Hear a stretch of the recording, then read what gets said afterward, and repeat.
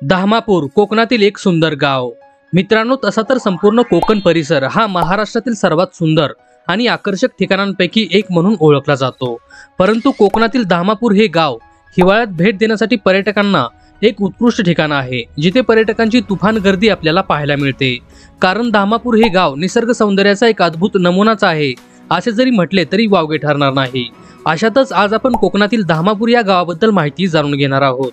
मित्रांनो, व्हिडिओ सुरू करण्याआधी जर तुम्ही आमच्या चॅनेलवर नवीन असाल तर चॅनेलला सबस्क्राइब आणि व्हिडिओला एक लाईक नक्की करा। चला तर मग व्हिडिओला सुरुवात करूया। मित्रांनो, कोकणात असणारे धामापूर हे गाव मालवण या तालुक्यामध्ये आहे, जिथे उंच सुपारीचे मळे, पोपळीच्या बागा आणि सुंदर अशी माडाची झाडे पाहायला मिळतात। विशेषतः धामापूर हे गाव धामापूर तलावासाठी प्रसिद्ध आहे, जे तारकर्ली जवळील एक प्रमुख पर्यटन स्थळ म्हणून ओळखले जाते। जलक्रीडा प्रेमींसाठी एक आवडते ठिकाण म्हणून हे प्रसिद्ध आहे। या तलावातील पाणी आणि तलावाचा परिसर हा अगदी स्वच्छ आणि सुंदर असा आहे। सुंदर अशा डोंगरांनी वेढलेल्या धामापूर या गावामध्ये हे तलाव स्थित आहे, जे येथे येणाऱ्या पर्यटकांना खूप आकर्षित करते।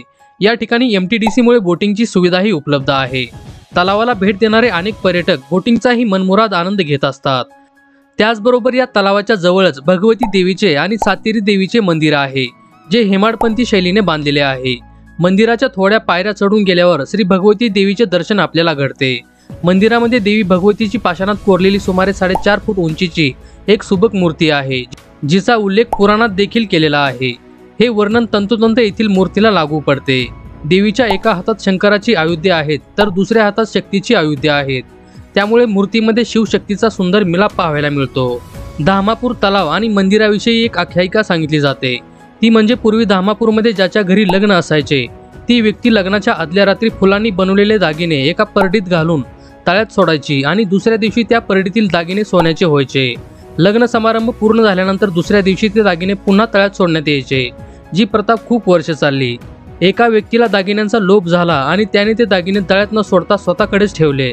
त्यामुळे भगवती देवीचा कोप होऊन ही प्रथा पुढे बंद झाली, अशी आख्यायिका सांगण्यात येते। मित्रांनो, कोकणातील या धामापूर गावाला भेट देण्यासाठी आपल्याला मुंबईहून कुडाळपर्यंत रेल्वेने प्रवास करून यावे लागेल आणि तिथून तुम्ही धामापूरला ST बस किंवा रिक्षाने जाऊ शकता। कुडाळ रेल्वे स्टेशन पासून धामापूर हे गाव 15 किलोमीटर तर मालवण पासून 14 किलोमीटर इतक्या अंतरावर आहे। तर मित्रांनो, आज आपण कोकणातील धामापूर या गावाबद्दल माहिती जाणून घेतलेली आहे। तुम्ही आजपर्यंत कोकणातील कोणकोणत्या गावांना भेट दिली आहे किंवा देणार आहात ते आम्हाला कमेंट करून नक्की कळवा। आणि जर हा व्हिडिओ तुम्हाला आवडला असेल तर व्हिडिओला एक लाईक करा व चॅनेलला सबस्क्राइब करून बाजूचे बेल आयकॉन बटन दाबायला विसरू नका, जेणेकरून अशाच प्रकारचे व्हिडिओ आपल्यापर्यंत येत राहतील।